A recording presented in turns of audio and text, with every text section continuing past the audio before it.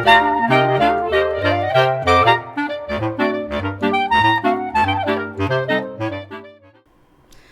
teman bicara, selamat datang kembali di Siniar Teman Bicara. Bareng aku nih kali ini Dewi yang akan menemani kalian beberapa menit ke depan. Nah, kali ini pembahasannya agak beda nih karena kita akan membicarakan sesuatu yang baru nih di Universitas Siliwangi. Nah, apa sih itu yang baru? Oke, baik kita sambut saja terlebih dahulu Profesor Dr. Haji Ismarwan. Assalamualaikum Waalaikumsalam Bu Prof. Dewi. Apa kabarnya Prof hari ini? Alhamdulillah Baik. sehat-sehat. Sehat-sehat ya Prof. Oke, tadi sebelum ke studio itu ada olahraga dulu nggak Prof? Siap. Setiap pagi ya yang utama ya kalau udah di usia segini adalah jalan kaki dulu. Jalan kaki. Tadi dari MKIP ke Ya Perpus? dari FKIP ke LPPM, dari LPPM ke Perpus ya jalan. Masya Allah. Oke, baik Prof. Nah, kita di sini akan mempromosikan mungkin ya, akan mengobrol mengenai jurusan baru di Unsil ya. Iya.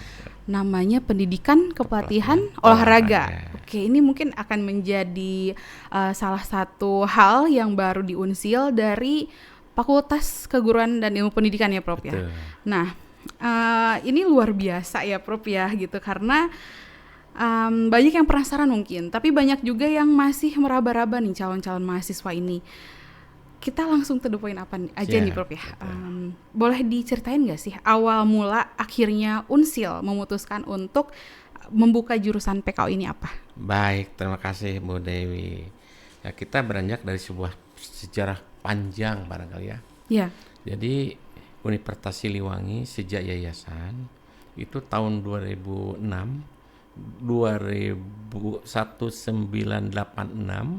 ada prodi baru ya, namanya Pendidikan Olahraga dan Kesehatan POK. Nah, POK. itu sejak 86. Wow. Oh, itu udah lama kan? Iya, sudah lama sekali.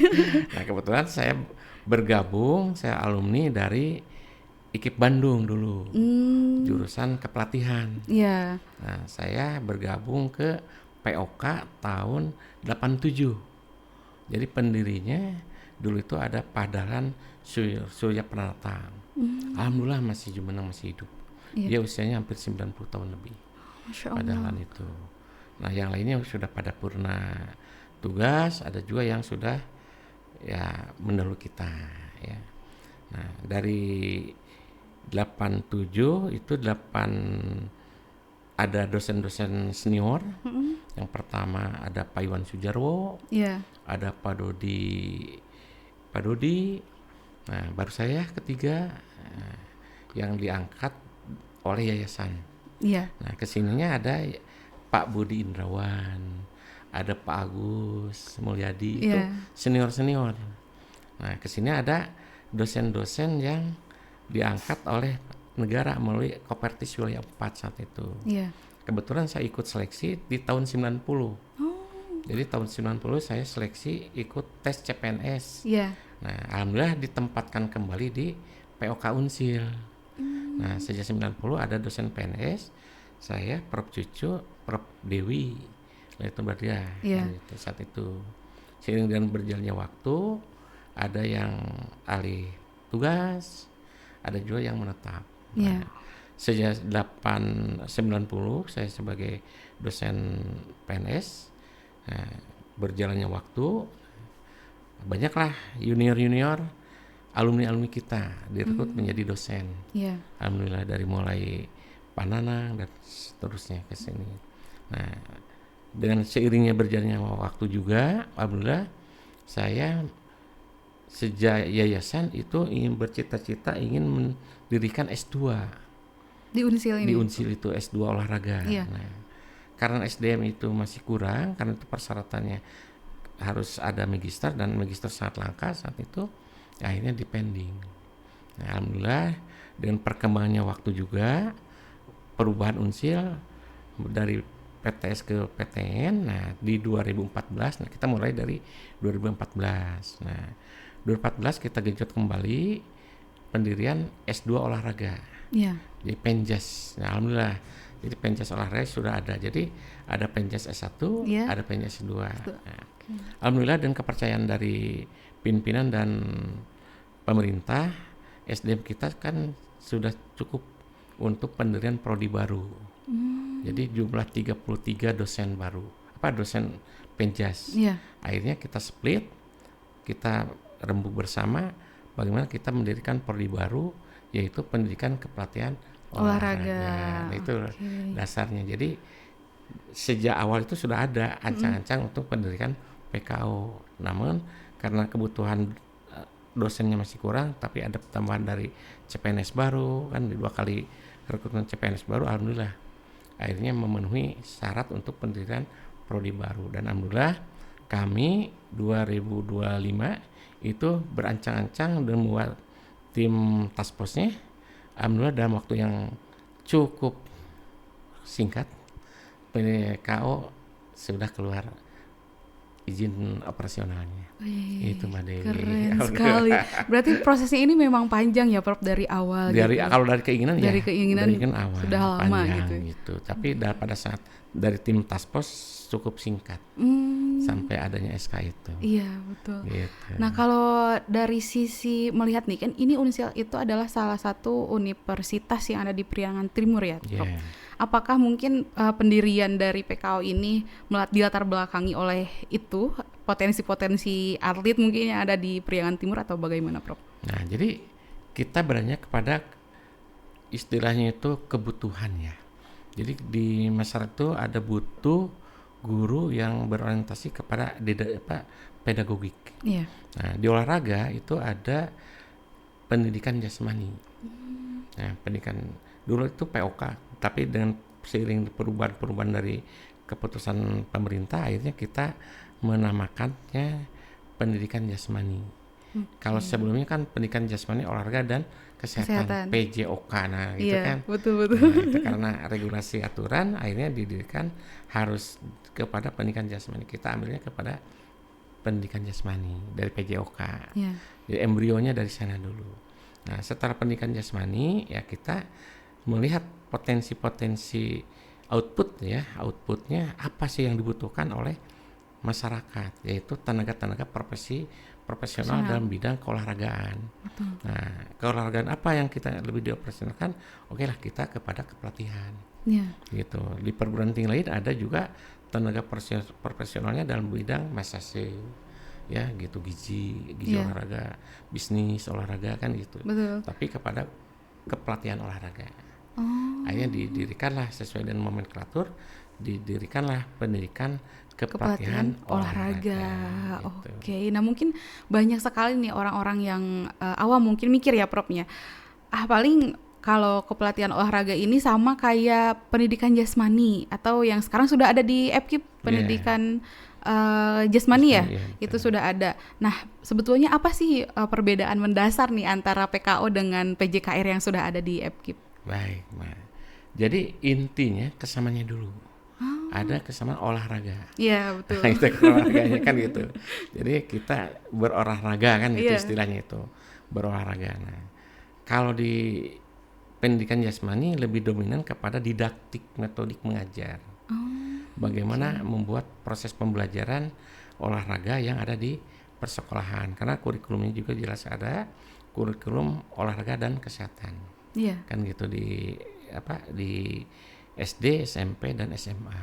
Nah, itu embrionya dari olahraga. Nah, bagaimana untuk pendidikan kepelatihan olahraga?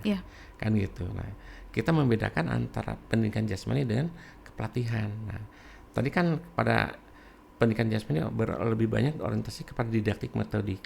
Nah, kalau pelatihan itu lebih banyak kepada sifatnya melatih. Nah, mengajar dan melatih beda. Mengajar itu dari tidak bisa menjadi bisa. Tapi melatih dari tidak bisa harus menjadi terampil. Contoh konkret misalkan Mbak Dewi, ayo kita belajar tenis, nah, kan itu kan, ayo kita apa ya, penting tenis. Nah, tapi ayo kita latihan tenis. Nah, bagaimana dengan melatih tenis itu Mbak Dewi dari mulai istilahnya memegang raketnya, strategisnya semua itu ada di dalam sebuah pelaksanaan latihan. Karena harus menjadi terampil. Gitu. Nah, di sini kita sangat membutuhkan tenaga terampil di dalam olahraga. Nah, sementara tenaga terampil olahraga kan sangat jarang. Nah, di cabang-cabang olahraga itu ada yang namanya sertifikasi pelatih. Iya. Nah, jadi dan undang-undang olahraga juga yang mewajibkan yang melatih harus punya sertifikat. Nah, untuk memperoleh sertifikat pelatih itu kan harus dari orang-orang memiliki kompetensi pelatih. Nah, kita menyediakan istilahnya itu wadah melalui pendidikan kepelatihan olahraga. Kenapa ada pendidikannya? Iya. Nah, itu kan. Nah, kita juga tidak menutup kemungkinan alumni juga ingin mengabdikan diri di persekolahan. Iya. Jadi tidak hanya di urusan klub, tapi persekolahan juga kita menyediakannya itu. Oke, berarti tadi sudah jelas ya ada perbedaan ya Prof ya Iya, dari betul. PJKR dengan PKO. PKO. Kalau PJKR itu mengajar, untuk mengajar. Iya. Kalau Pendidikan jasmani, Mbak. oh iya, pendidikan jasmani Karena itu. ada juga PJKR. Oh, Ada prodi PJKR. ada juga prodi Ada PJKR. ada rekreasinya. Oh, berarti R-nya kalau rekreasi sekarang kan? iya, kalau yang di Epkip Pendidikan jasmani. pendidikan jasmani. Iya, nomenklatur yang yang baru ya. Yang diambilnya. Baik, berarti tadi perbedaannya adalah pendidikan jasmani itu untuk mengajar ya Prof ya. Iya. Kalau misalkan PKO ini untuk melatih Iya. gitu. Jadi Lebih diutamakan kepada keterampilan melatih. Oke, baik. Nah, mungkin banyak yang penasaran juga nih Prof, karena tadi kita sudah melihat perbedaannya nih. Nanti di PKO itu calon mahasiswa itu akan belajar apa? Wah, itulah menariknya sekali. Khusus untuk periode awal, kita diharapkan siswa itu sama seperti yang lain. Istilahnya itu pendidikan jasmani. Ada mata kuliah tertentu yang sifatnya didaktik metodiknya dulu. Iya. Nah, tapi di pertengahan kita lebih didominasi kepada aktivitas-aktivitas pelatihan. Kita giring mahasiswa bagaimana dia itu mampu melatih. Gitu, melatih bola voli, melatih basket, melatih cabang-cabang olahraga baru. Iya. Nah, kalau Mbak Dewi sekarang ada cabang olahraga baru kan? Pedal. Iya. Nah, itu kan? Betul. Udah pernah pedal? Nah, itu kan ada pelatih pedal khusus. Gitu. Pedal khusus. Iya. Ya, dan secara materi sangat menggiurkan. Iya. Gitu. Betul. Dibayarnya kan sangat menggiurkan kan. Per jamnya udah jelas. Iya. Dia melatih berapa itu kan. Nah, harapan kami alumni-alumni itu mampu beradaptasi dengan perkembangan cabang olahraga. Gitu, dan kewajiban cabang olahraga. Gitu. Jadi pada saat dia itu dididik misalkan untuk menjadi ahli di dalam taekwondo, tapi dia mampu juga istilah itu menjadi pelatih taekwondo. Dia punya klub taekwondo gitu. Istilahnya itu kan mereka kan kita banyak berarti bagaimana istilah income benefit kepada orang itu dengan adanya klub-klub. Iya. Klub pelatih olahraga kan, bulu tangkis, renang. Iya. Kan gitu. Betul. Nah, dia tapi tidak hanya sekedar dia mengajar renang, tapi melatih renang, melatih taekwondo, melatih bulu tangkis. Yang didominasi awal memiliki keilmuan. Iya. Gitu. Oke. Nah, mungkin ini sebagai jurusan yang baru ya, Prof ya, Iya. meskipun sudah ada pendidikan jasmani nih. Kejutan apa sih atau fasilitas apa nih yang akan ada atau sudah disiapkan Unsil untuk mendukung perkuliahan mahasiswa PKO nanti? Nah, untuk hal yang salah persana kita masih induk kepada ke Penjas. Iya. Karena tidak mungkin Unsil secara langsung ada prodi baru dan menyiapkan sarana prasarana baru, tapi Iya. kita juga beririsan. Misalkan kita akan menggunakan lapangan tenis yang sama, Iya. lapangan sepak bola yang sama, fasilitas-fasilitas yang sewa juga yang sama, Iya. kan gitu. Karena Unsil lebih banyak, karena mungkin belum punya sport center khusus, ya kita masih ada sarana prasarana yang sewa. Misal kolam renang kita kan sewa. Iya. Terus lapangan sepak bola juga sewa. Kita juga banyak aktivitas di Dadaha juga sewa. Nah, harapan ke depan, pimpinan Unsil ke depan dapat istilahnya itu membuat satu sport center yang dapat digunakan oleh semua aktivitas mahasiswa perkuliahan maupun UKM dan dapat disewa oleh masyarakat. Harus dibalik. Iya. Gitu. Betul. Sekarang kita nyewa, tapi kalau Unsil sudah punya fasilitas, masyarakat nyewa ke Unsil. Iya. Nah itu harapan kami Harapannya. gitu. Jadi sebagai income untuk Unsil kalau investasi di bidang olahraga. Nah para pelatih nanti akan kita didik juga ya, masih mampu bagaimana memanajerial istilahnya itu kegiatan-kegiatan keolahragaan profesional. Itu ada pembedanya Betul. gitu. Jadi para mahasiswa itu bagaimana mendesain sebuah aktivitas kegiatan pertandingan ya profesional gimana gitu kan. Nah itu diharapkan kita ke depannya gitu. Misalkan lari UTHM kemarin kan, itu kan kejutan yang luar biasa. Betul. Yang ke-1 dan kedua kan, Iya. dan peserta hampir berapa Banyak orang ribuan gitu. gitu kan, dari mana-mana. Itu ya kan perlu tenaga profesional. Nah Iya. tenaga profesional salah satu adalah kita wadahi melalui PKO nanti. Jadi mahasiswanya akan lebih sangat bergerak. Iya. Oke, berarti PKO ini kiblatnya lebih ke industri olahraga yang lebih profesional ya, Prof ya? Industri dalam bentuk industri manusia, belum pada istilahnya itu industrial kepada barang ya. Iya. Tapi jasanya. Tapi jasanya gitu. Jasanya. Oke, berarti nah itu mungkin ada banyak pertanyaan kan, PKO ini tidak hanya di Unsil ya, Prof ya. Sudah ada beberapa universitas yang menyediakan jurusan itu. Nah, mungkin ini bisa menjadi nilai jual gitu dari Unsil. Apa sih pembeda dengan univ-univ lain? Kebetulan saya juga kan alumni dari kepelatihan. Iya. Nah, jadi kita diharapkan PK Unsil akan memiliki pembeda dengan POK ya, IKIP Bandung. Iya. Dari UNJ atau tetangga sebelah katanya di perguruan tinggi swasta di kita juga ada pendidikan olahraga. Nah, harapan kami nanti ke depan mahasiswa akan lebih banyak dilibatkan dalam aktivitas kecabang olahragaan. Sehingga dosen-dosen kami adalah mereka yang memiliki hubungan emosional dan cabang olahraga. Contoh konkret, misalkan ada salah satu dosen di kita aktif juga di cabang olahraga softball, ada juga yang di cabang olahraga taekwondo gitu. Jadi kita mendekatkan mahasiswa dengan cabang olahraga di tingkat kota maupun tingkat provinsi atau bahkan tingkat nasional. Gitu. Jadi tidak hanya dosen hanya mengajar, tapi dosen juga saya lihat dosennya aktifnya di mana nih, cabang olahraga apa menjadi pengurus atau mantan atlet. Nah, yang mantan atlet, dosen yang mantan atlet kita ambil. Gitu, Mas. Jadi ada pembeda lah istilahnya. Ada pembeda. Nah, kalau misal ini kan baru dibuka kan, Prof ya, PKO ini. Nah, kita melihat lebih luas lah, lebih lanjut gitu. Nanti PKO ini akan menjadi apa selain misalkan tadi melatih gitu. Selain melatih itu akan menjadi apa, Prof? Nah, jadi gini Pak Dewi. Di dalam struktur kegiatannya, mohon maaf, ada istilahnya BADIK, Badan Latihan dan Pendidikan. Nah, rata-rata BADIK itu merekrut sarjana-sarjana dari kepelatihan, gitu. Misalkan kejaksaan. Nah kan gitu. Apakah di kejaksaan tidak ada sarjana olahraga? Nah, sarjana kepelatihan ada. Karena untuk melatih para jaksa yang sedang di badan latihan.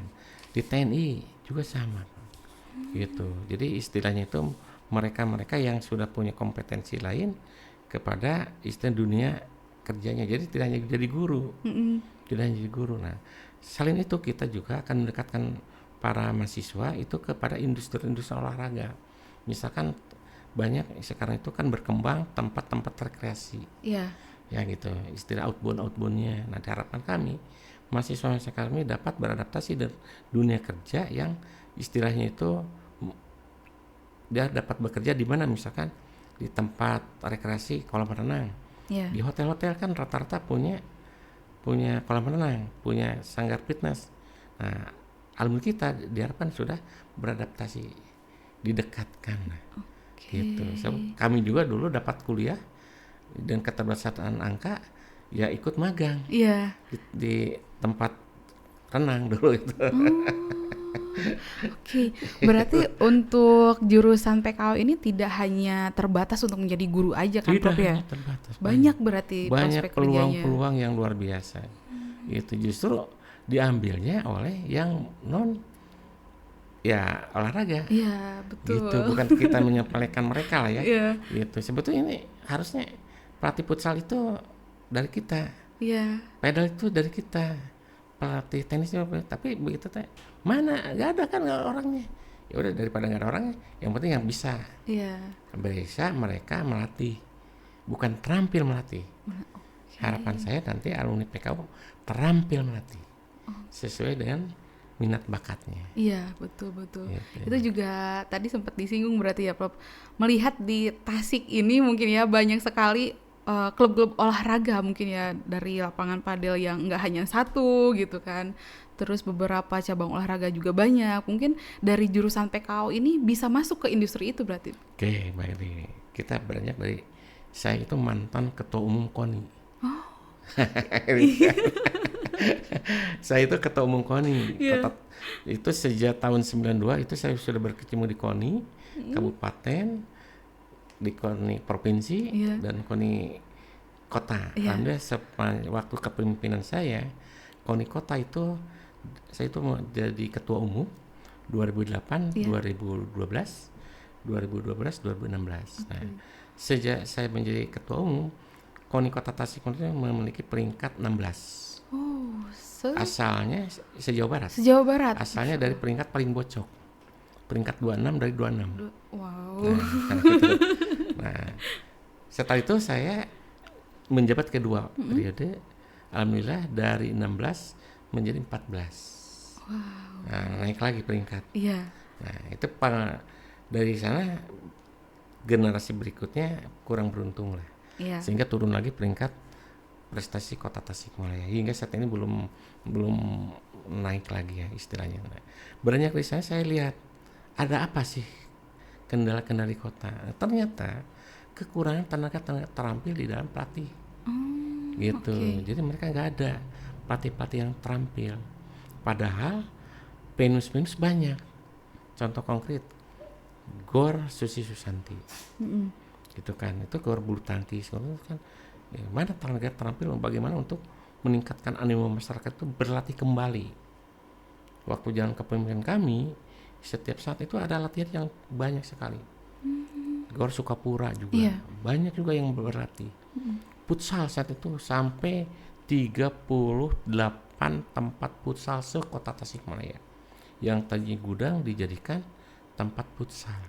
Nah, karena kita menyiapkan juga tenaga-tenaga istilahnya itu, ya oke lah Bu, yang penting berlatih aja dulu futsal. Iya. Nah, saat itu nggak ada pendorong lagi, akhirnya mereka turun. Akhirnya tempat-tempat futsal beralih Iya. lagi kepada fungsi-fungsi yang lain, akhirnya berkurang. Nah, sekarang adanya padel. Iya. Nah, kan gitu, hampir semua berorientasi ke bagaimana bisnisnya padel yang luar biasa. Tapi tenaga terampil yang muncul. Nah, ini permasalahan yang ada di kita yang harapan kami dan adanya PKO. Nah, istilah itu, mari kita bergabung di PKO lah. Istilahnya, masa depan insya Allah tidak Insya Allah akan terjamin ya, mengecewakan. Prof. Kan gitu. Dan merasakan saya sebagai Iya. orang lembur, kuliah di satu kota di Bandung, Iya. lepas dari biaya orang tua, bagaimana bisa hidup, melaksanakan keterampilan daripada ikut melatih. Iya. Dapat biaya makan, dapat biaya kos, dapat menghidupi kegiatan perkuliahan. Oke, nah ini untuk teman bicara ya. Jadi jurusan PKW itu tidak hanya terpaku pada olahraganya saja ternyata ya, Prof ya. Kita bisa melihat contohnya langsung di sini ada Prof Iis yang tadi menjadi ketua umum KONI di Tasikmalaya, Kota Tasikmalaya gitu. Nah, nanti untuk teman bicara atau mahasiswa calon mahasiswa baru yang akan mendaftar ke PKU ini jangan ragu-ragu ya, Prof. Jangan ya. ragu-ragu ya. Gitu. Oke, nah Prof, apa yang membuat Prof ini menjadi optimis bahwa jurusan PKO ini akan langsung mampu bersaing dengan kampus-kampus yang mungkin lebih dulu sudah ada jurusan PKO, Prof? Nah, kita harapan kami para staf-staf pengajar itu yang sudah punya channeling ke induk organisasi olahraga. Dia sudah menjadi pengurus di cabang olahraga. Jadi tidak hanya dia menjadi dosen, tapi harus menjadi mereka yang sudah punya ya istilahnya itu menjadi pengurus cabang-cabang olahraga Iya. tertentu. Misalkan di bulu tangkis Pak Nanang menjadi salah satu wakil ketua Oke. PBSI kan Iya. gitu kan. Pak Diki menjadi pelatih dan pengurus di taekwondo Iya. gitu kan istilahnya itu. Jadi harus mereka yang punya. Kalau saya kan Dewan Pembina KONI kan itu. Yang saya yakin lah akan bersaing karena kita mendekatkan. Iya. Jadi istilah mahasiswa itu harus karena akan beda lah. Akan beda dengan prodi-prodi yang lain dan akan beda dengan istilah kepelatihan-kepelatihan lain. Strategi kami ya bagaimana mendekatkan mahasiswa dengan dunia kerja yang akan mereka laksanakan. Oke. Jadi prospek kerja tuh sudah jelas berarti Sudah ya Prof ya. jelas, betul. Ketika nanti belajar tuh sudah ditanamkan dari awal gitu Betul. untuk bekerja di bagian ini Nah, gitu. jadi intinya gini Pak Den. Mahasiswa tersebut misalkan dia ingin menjadi pelatih sepak bola. Ya. Nah, kita dekatkan mereka dengan selama belajar dengan pelatih sepak bola. Sehingga dia ikut pelatihan wasit sepak bola. Ya. Nah, kan gitu. Menjadi pelatih sepak bola bersertifikat karena kita itu nggak bisa Pak, di olahraga itu ya tidak punya sertifikat.